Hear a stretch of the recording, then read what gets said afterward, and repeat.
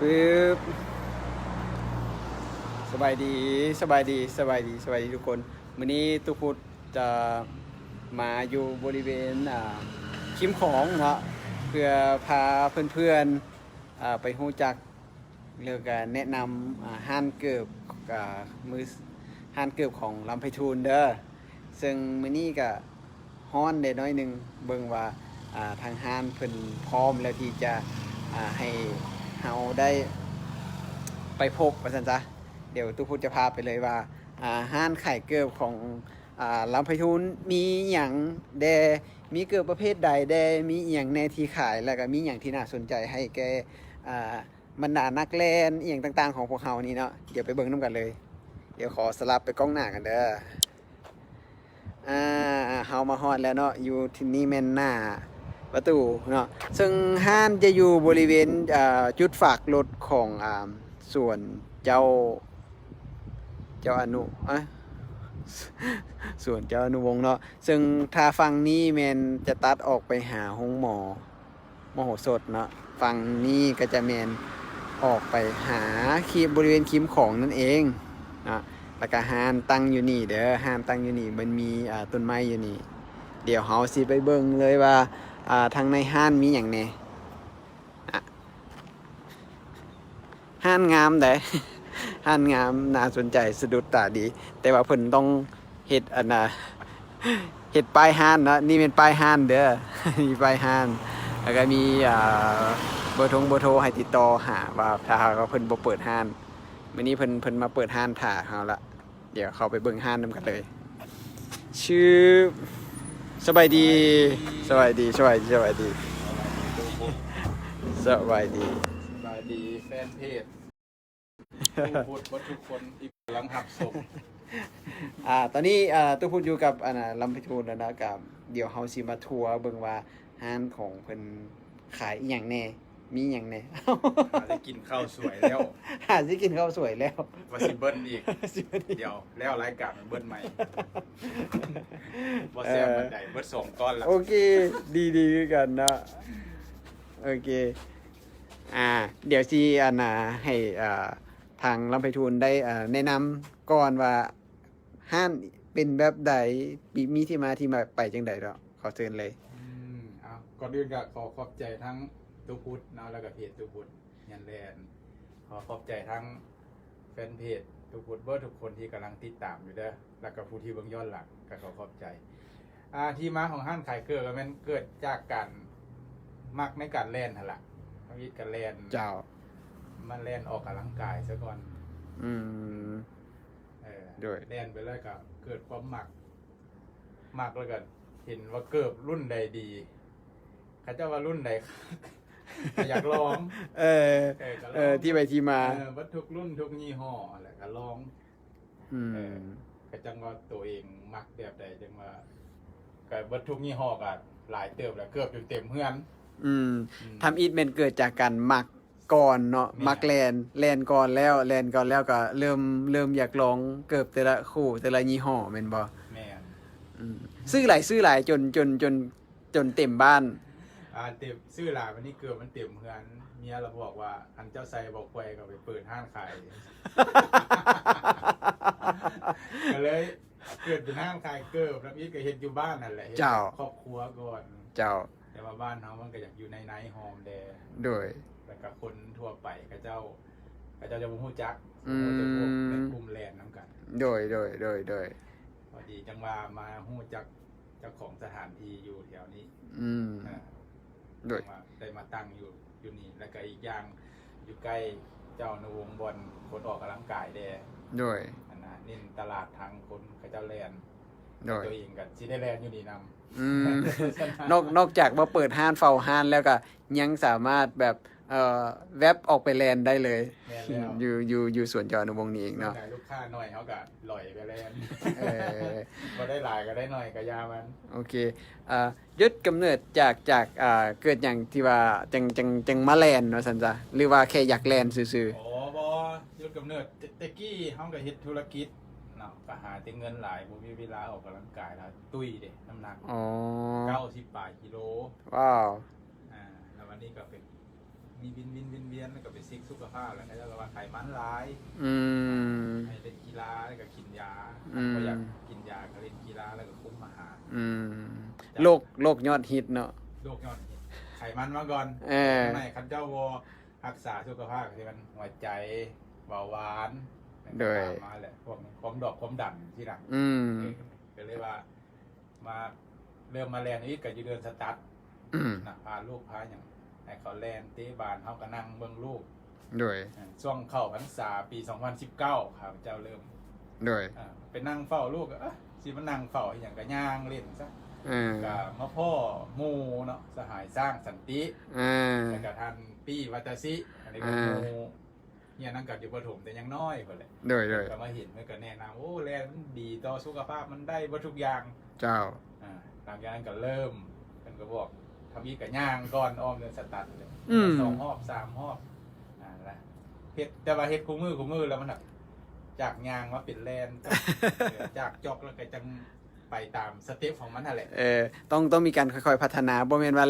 มาแล้วก็แล่นเก่งบัดเดียวแม่นบ่ บ่โอ้ยเดี๋ยวนี้2 ปีทำกันยังได้ซ้ำนี่ เจ้า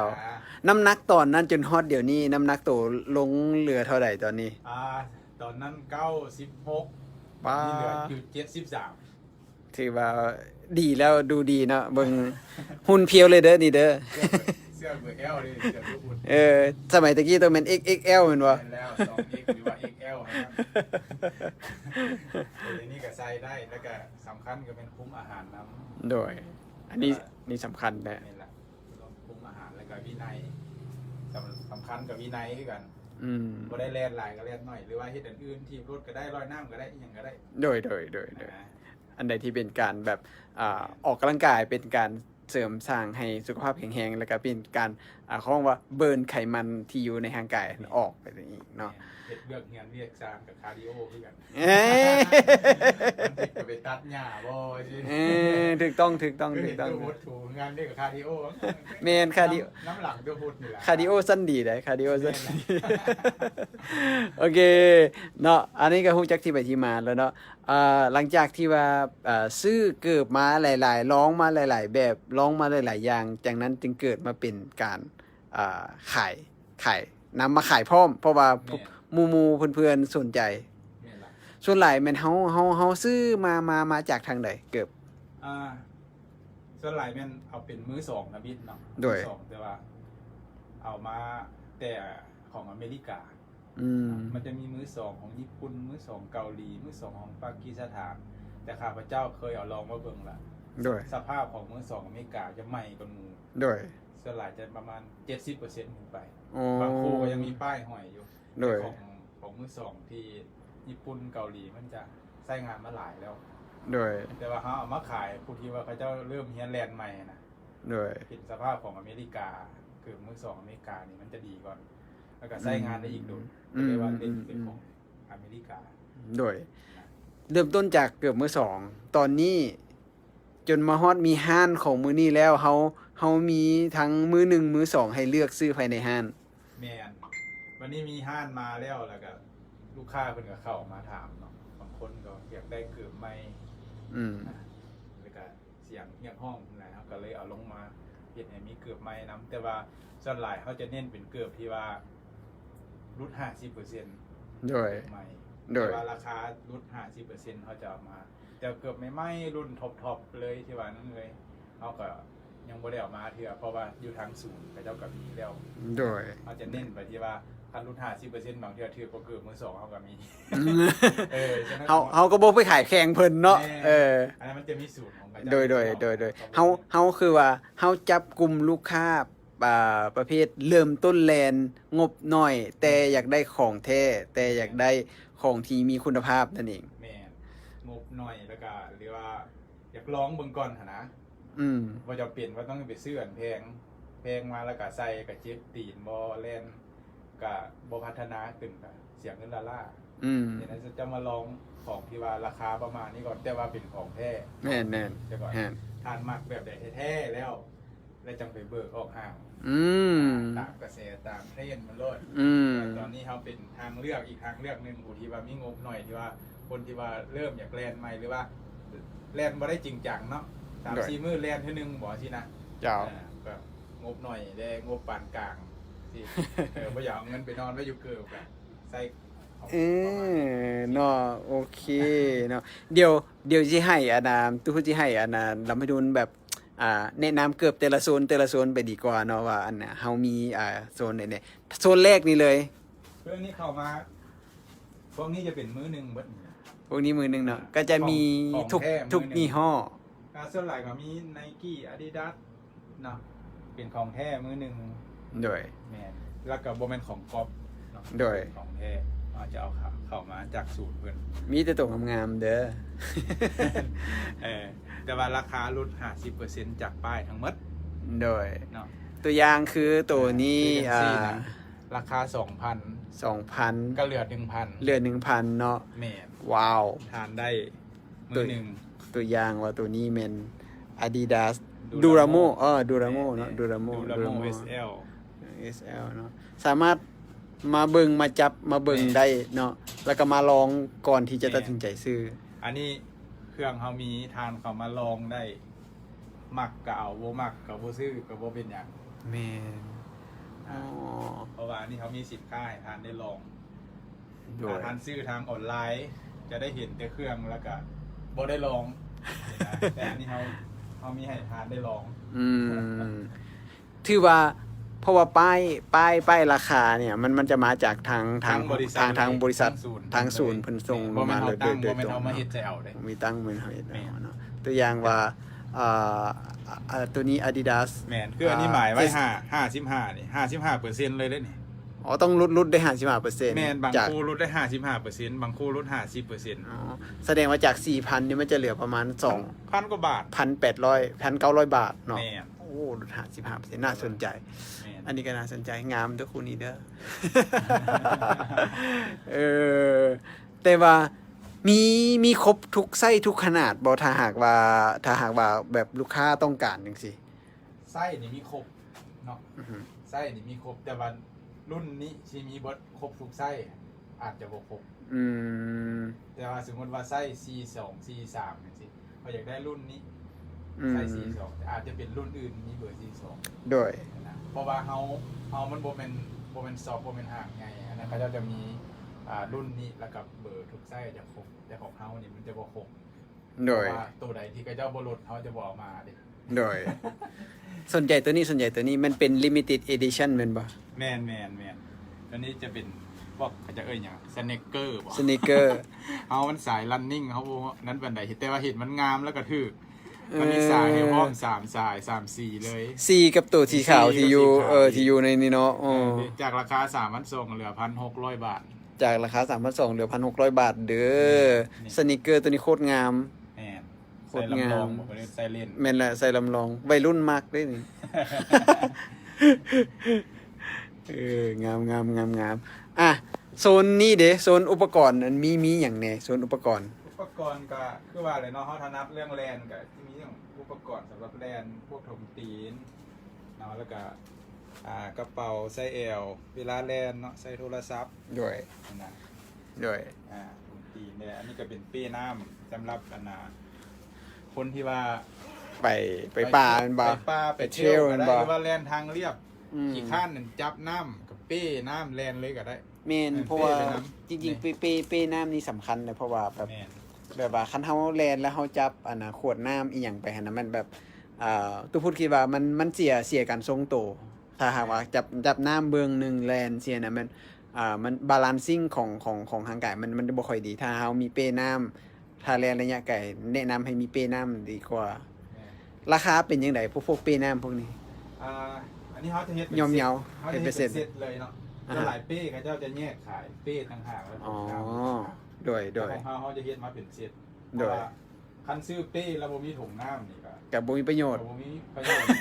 เป้เป็นเป้อย่างละอันนี้อยากใส่ว่าเขาบ่ได้หิวน้ำเขาอยากกินน้ำแต่เขาแลนเดี๋ยวก็จับดูดกินทีเลยทีน่ะ โดย จะง่าย โดย อันนี้เขาจับเป็นเซตก็มีแต่ประมาณ1,000 กว่าบาท 1,100 บาท โดย แต่น้ำนี่สามารถใส่ได้ฮอด2 ลิตร โดยโอเคก็มีหลากหลายสีนะที่เห็นอยู่มี หลายสีมีสีส้มสีดำ ดำสี สี ฟ้า ฟ้าแดงสีเขียวแดง อืม แล้วก็สีแดง มีหลากหลายให้เลือก ช่วงนี้มี เด้อ 5 สี ช่วงนี้มี5สีเด้อ แม่น อืม ช่วงนี้งานทิวได้ขายดี เพราะว่าช่วงหน้าฝนต่อเส้นหน้าหนาวนี่อากาศบ้านเรามันกำลังสดชื่นตอนเช้าแล้วก็ทะเลหมอก เดี๋ยวปลายฝนต่อที่ต้นหนาวแห้งงาม อืม สายเที่ยวนะ สาย แต่ว่าผู้ใดบ่ไปเที่ยวแลนทางเรียกอะใช้ได้คือกัน เออแล้วเห็นมีพวกสปงสเปรย์อีหยังนี่พวกนี้มันเกี่ยวกับ อันนี้สเปรย์กับอนามัยเกิบแล้วก็สเปรย์ดับกลิน สมมติผู้ใดมักมีกลินตีนหั้นนะก็ฉีดใส่ก็กุ้มด่วนอยู่ได้ ประมาณ 8-9 ชั่วโมงพุ่นได้ อ๋อ กินนี่ และสำคัญกลินหอมได้บางคนคิดว่าบ่แม่นกินสเปรย์ดับกลินนี่กินว่าแม่นกินน้ำหอม อืม บ่แม่นกินมันหอมแล้วก็สโฟมตัวนี้อนามัยก็โอเค อันนั้นเกี่ยวกับโอเคเลยเนาะ แม่น อืมโอเค คือว่าผู้มักแบบพกพาไปก็เอาเป็นผ้าไปเซ็ตเลย เออเขาห้องว่าอันน่ะอันคล้ายๆกับอันน่ะ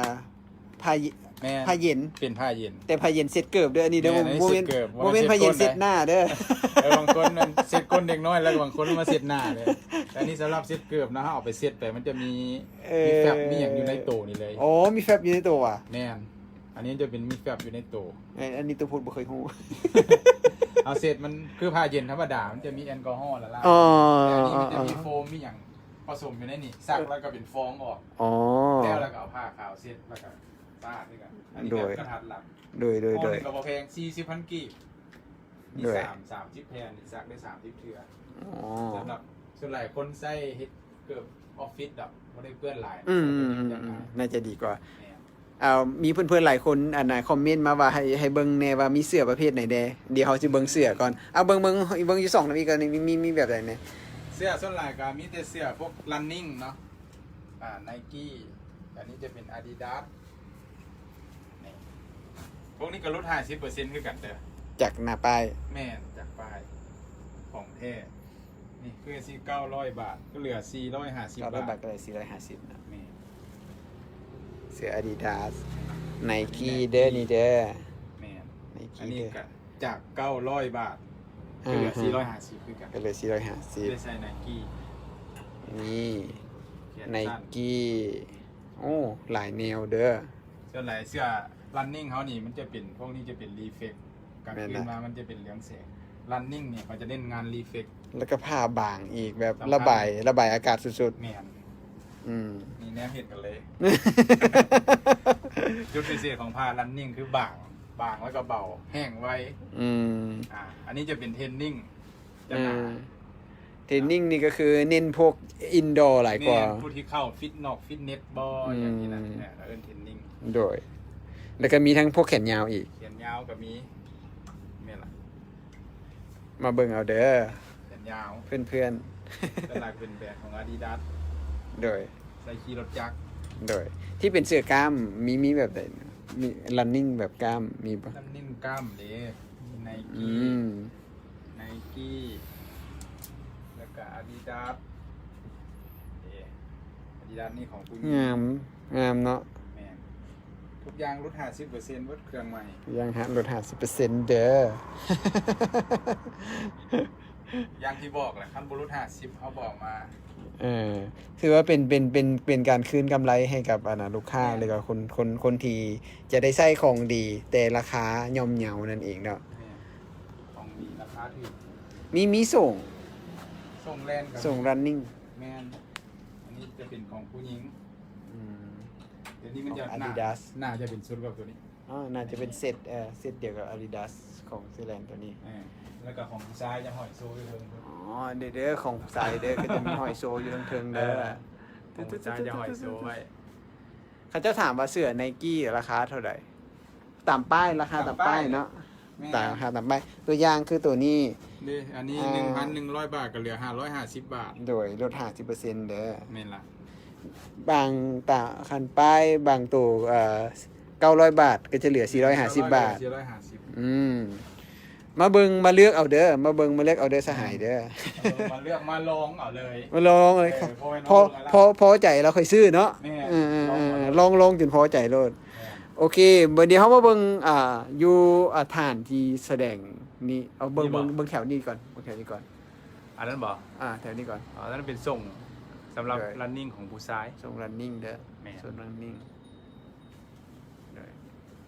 ลงมาบริเวณนี้มันจะเป็นเกิบ โซนนี้จะเป็นมือสอง โดย ของแท้เนาะ เจ้า ของมือสองของแท้โซนนี้ เจ้า บิดอันนี้เขาจะนับตั้งกันเป็นเบอร์น้อยขึ้นไปหาใหญ่แถวแรกนี่ก็37เบิด แถวนี้ก็38 39 40 41 42 43เรียนกันไปฮอต46 โดย เนาะอาจจะมี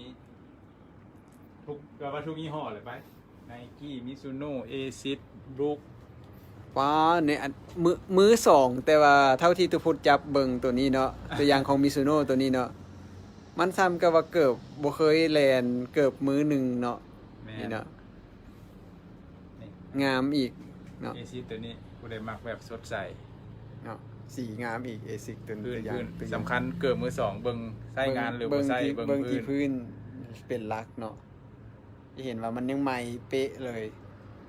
บ่มีห้อยขาดห้อยยิบยังให้เห็นนะ แม่น อ๋ออันน่ะพวกมือสองพวกนี้เนี่ยขายแบบใดราคาเป็นยังไงแล้วแต่ แล้วแต่สภาพ แล้วแต่สภาพ แต่ส่วนหลายเริ่มต้นกับประมาณ600-700 บาทขึ้นไป อืม ฮอตคูละ1,100-1,200 อืม เป็นฮอตคู2-3,000ก็มี โดย แต่ว่าซุ้มยี่ห้อนี้จะบ่ฮอดดอก 2,000ส่วนหลายก็มีแต่1,400 โดย 1,200 พันจี แต่ว่าคือสภาพเป็นที่ป้ายยังห้อยอยู่แบบนี้นี่ อืม แต่ว่าเป็นมือสอง อ๋อ ดีป้ายยังห้อยอยู่ โดย อันนี้ก็อยู่ประมาณ1,200 โดย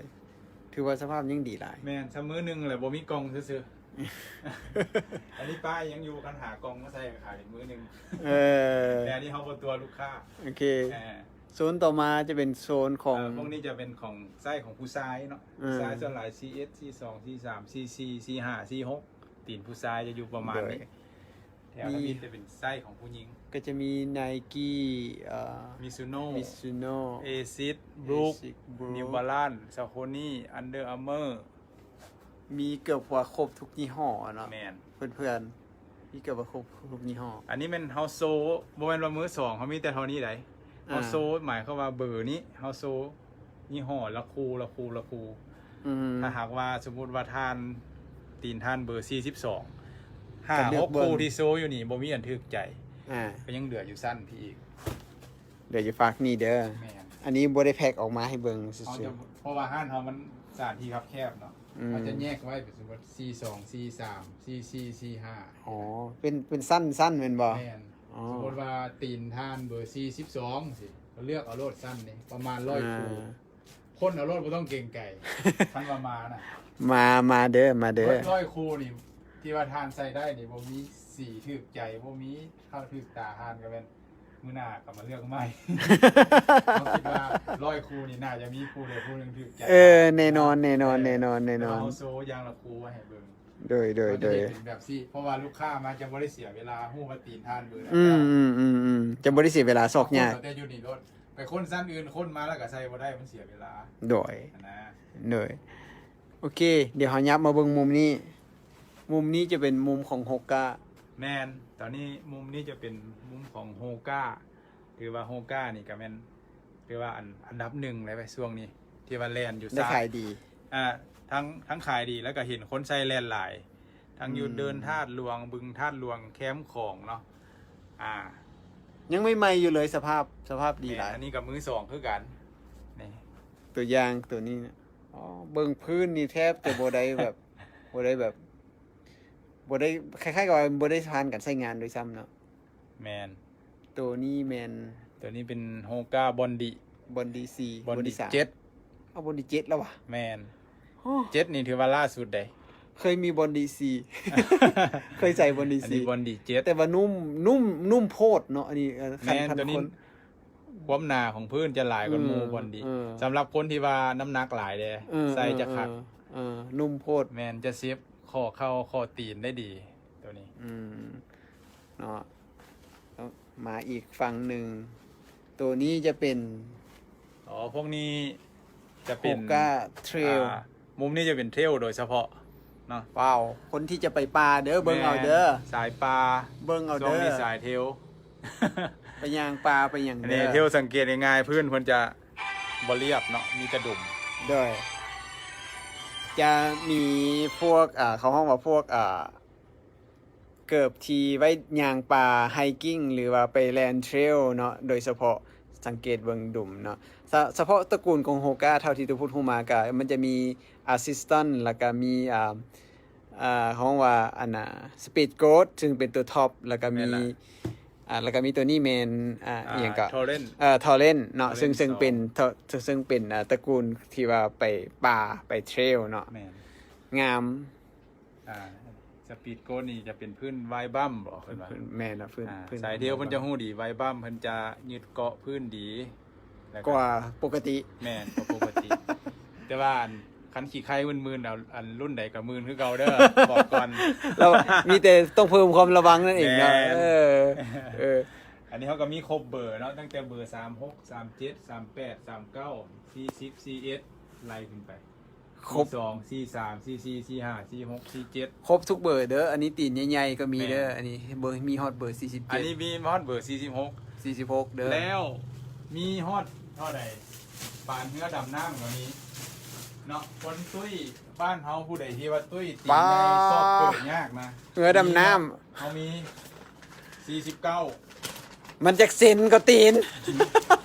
นี่เบอร์49เนี่ย ป้ามันจะคืบ 29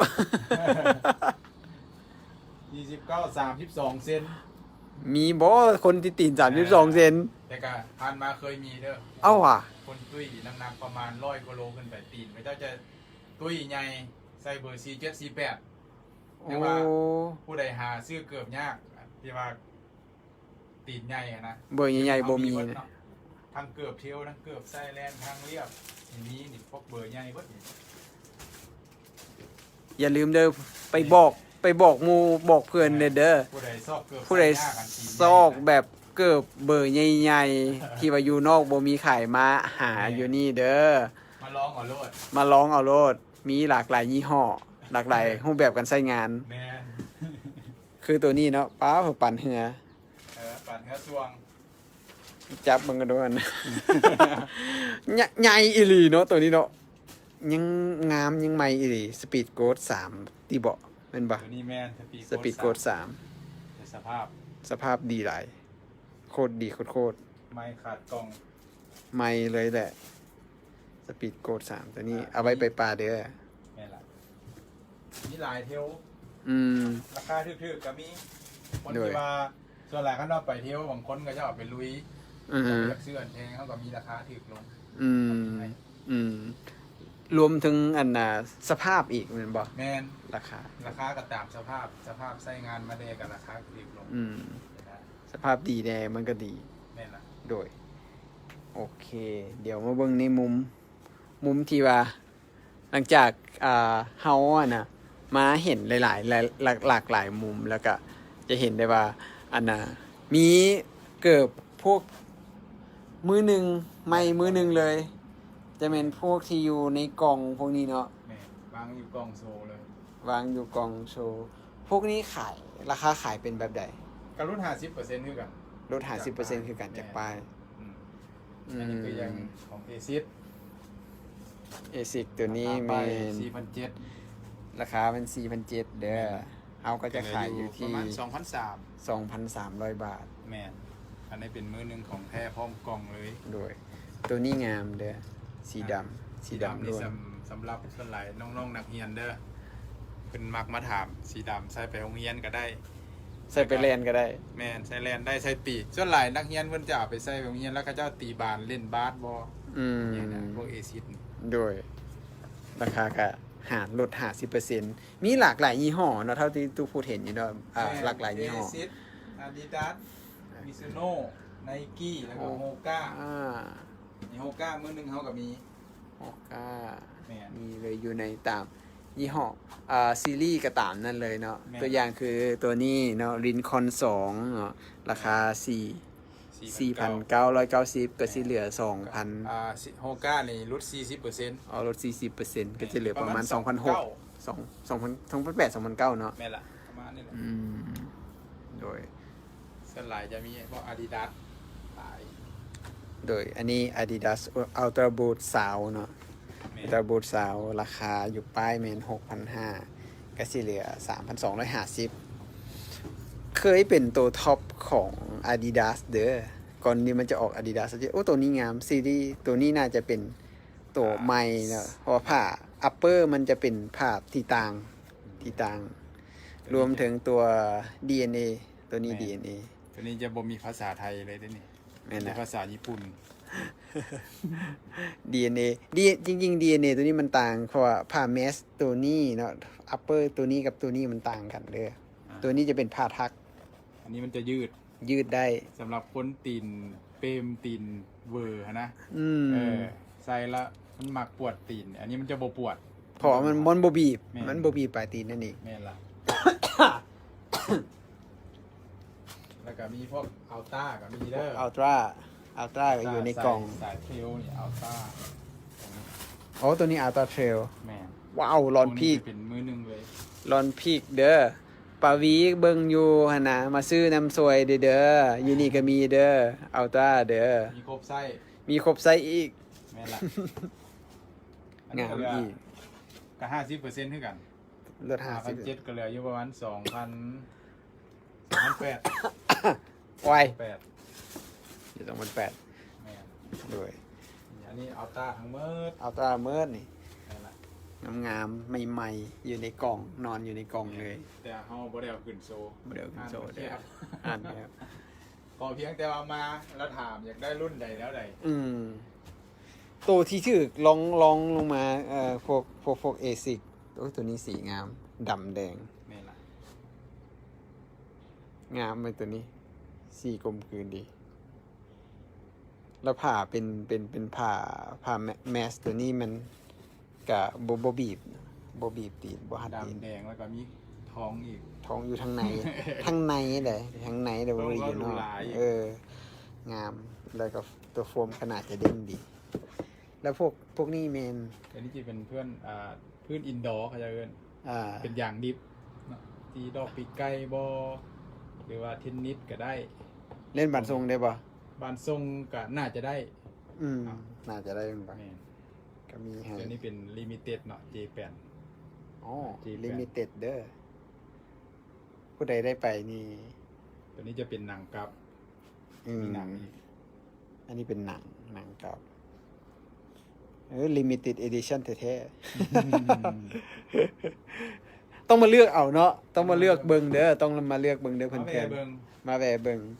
ได้ ยังมีหลากหลาย มีหลายอีหลี เปิดให้เบิงบ่ครบหมดน่ะมีหลายเกือบว่ามีครบทุกยี่ห้อที่ว่าเป็นดังๆ อยู่ในตลาดปัจจุบันนี้เนาะคือตัวนี้กับอันตราบูทสาว อันนี้ก็ลิมิเต็ดที่สีนี้ ตัวนี้ลิมิเต็ดหลายกว่าเข้ามาอันเคชแม่นว่าตัวนี้เพราะว่ามันที่ว่ามันบ่มีเพราะว่าปกติคันอัลตราบูทมันจะมีตัวนี้ที่ว่าเป็นตัวบีบสำหรับสายไว้ตัวนี้ แม่นล่ะ มันจะเป็นบ่มีตัวนั้นบีบเขามาอันเคสตัวนี้น่าจะใส่สบายกว่าสำหรับคนที่แบบว่าบ่อยากใส่แล้วมันอึดอัดนะมันบ่หัดตีนหลายนะตัวนี้น่าจะแล้วก็สีก็งามอีก น่าจะเป็นลิมิเต็ดอันนี้เป็นอย่างใสๆแล้วก็มีพวกหนังสืออีกอย่าง แม่นอันนี้เป็นซิลิโคนใส ซิลิโคนใส่ นี่เป็นภาษาญี่ปุ่นแดก็มาคิดผสมกัน Limited Edition เด้อคู่นี้ก็มีเด้ออยู่นี่เด้อ ดำอมม่วง ดำอมม่วงลด 50% คือกันเนาะจาก แม่น 6,500 เนาะราคา 6,500 ในมันเขียนไว้ในเซี่ยงไฮ้ The City of Magic อ๋อ ตัวนี้เป็น Limited Edition ของเซี่ยงไฮ้เด้อ City of Magic เมืองแห่งเวทมนต์ เซี่ยงไฮ้เมืองแห่ง ใส่ เวทมนต์ ใส่แล้วบินไปได้เลยเด้เด้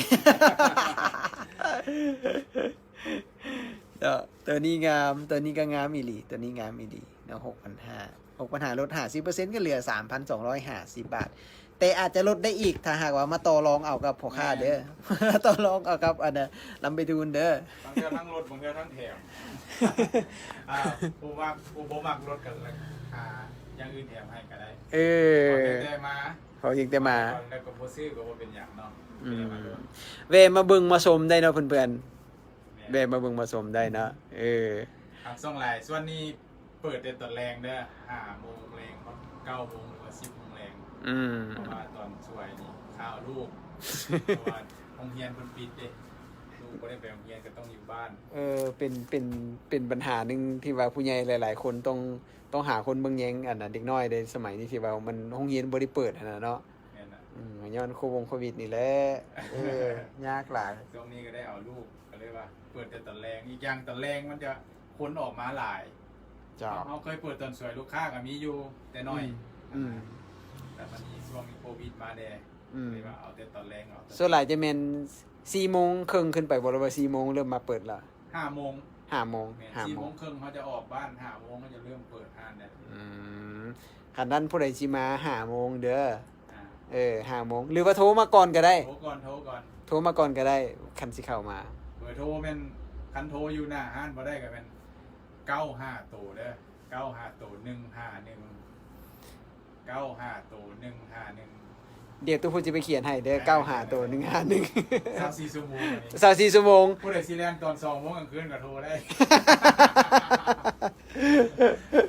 ได้ ดีอยากแบบว่าโอ้ค่อยสิไปมื้ออื่นแล้วนะค่อยสิไปป่ามื้ออื่นแล้ว มาไข่ห้านให้แหน่ค่อยสิมาเลือกเกิบสิย่างไปป่าสิน่ะ